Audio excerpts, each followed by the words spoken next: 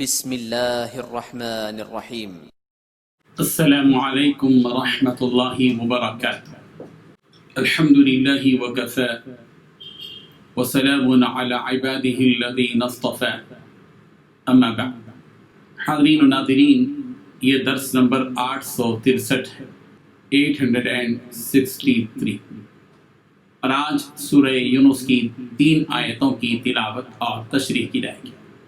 آیت number 50، 51، 52، 50، 51 and 52۔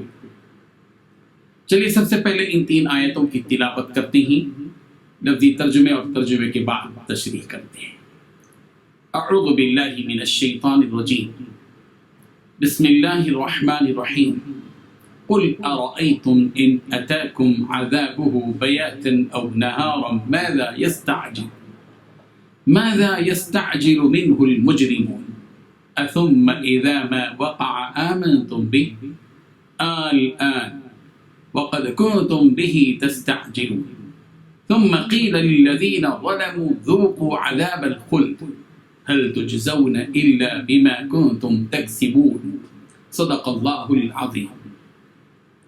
لفظی ترجمہ ہے، قل کہہ دیجئے، ارأیتم بھلا تم بتلاؤ، ان اگر اتاکم آ جائے تم پر، عذابہ اس کا عذاب، بیاتن رات کو، او یا نہارن دن کو، ماذا وہ کیا چیز ہے، یستعجلو کہ جلدی طلب کر رہے ہیں، منہ اس عذاب کو، المجرمون مجرم، اثم کیا پھر، اذا ما جب، وقع واقع ہو جائے گا، آمن تم ایمان لاؤ گے، بھی اس پر، آن کیا اب، وقد حالانکہ تحقیق، تم تھے تم بھی اس کو، تستعجلون جلدی طلب کرتے، ثم پھر قیل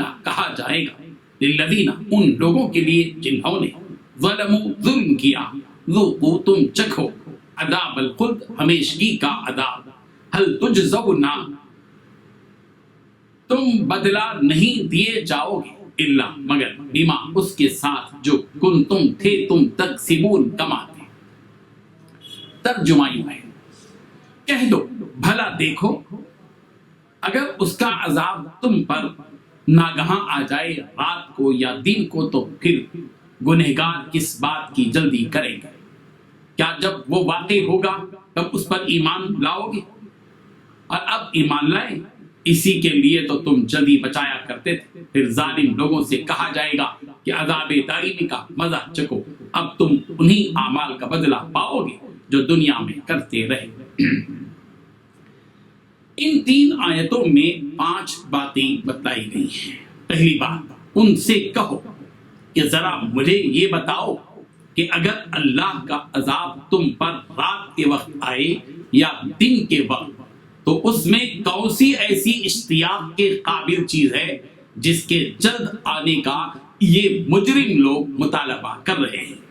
دوسری بات، کیا جب وہ عذاب آ ہی پڑے گا تب اسے مانو گے؟ تیسری بات، اس وقت تو تم سے یہ کہا جائے گا کہ اب مانیں، حالانکہ تم ہی اس کا انکار کر کے اس کی جلدی بچایا کرتے تھے۔ 5ویں بات، پھر ظالموں سے کہا جائے گا کہ اب ہمیشہ کے عذاب کا مزہ چکھو۔